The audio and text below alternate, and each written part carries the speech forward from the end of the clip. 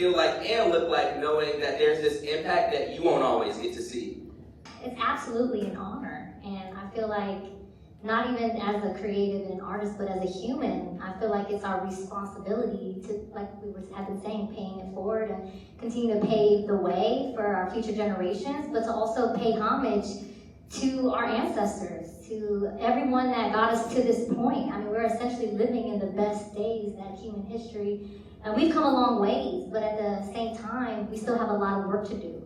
So yeah, I feel essentially empowered, and not all the time, yeah, it's human nature that we want to feel recognized and we want to be respected and acknowledged, and sometimes there's going to be work that we don't get credit for, but that's why I attribute, my art, not just entrepreneurially, but spiritually. I feel essentially where we build hope has to begin within. That's going to translate in how we serve others.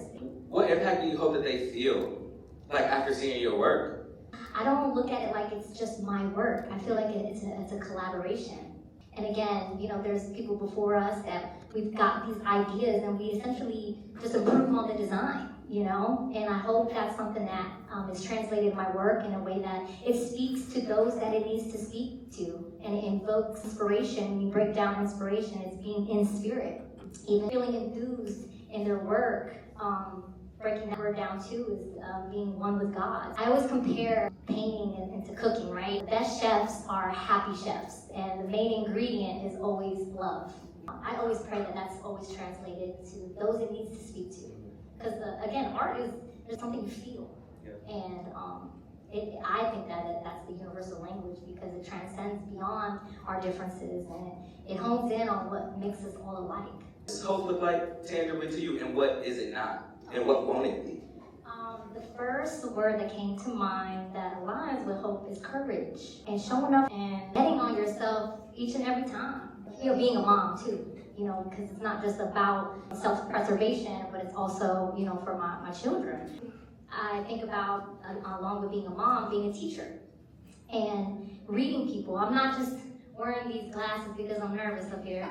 But I got these specifically because they're like a pink colored lens, and I think it's important to see through a lens of love. And in order to really read, not just rooms, energies, but reading people and seeing the best in somebody is essentially how you're going to be able to bring out the best in that person. And came across a saying that, in order to be a better reader, you have to read material as if you're going to teach it, right? That's how they say you're able to retain it better. So that leads me to saying the best thing that I feel as a hope builder is being a teacher.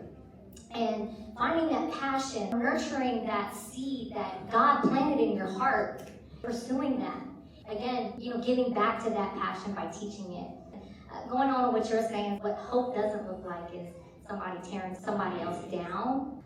Just with that lens of love, there's also, your voice, your tongue. You can literally speak life into somebody. And it's important to still be constructive and to criticize, to keep people sharp. That's what we're in this, but not to oppose on this level of, it's either, you're with me or against me. No, we're all in this together. Ahava translates to I give and therefore I love. And I think being a creative and being amongst the whole builders in this building, we go the extra mile. And sometimes we're not always going to get paid monetarily or whatnot, but it comes back to us spiritually.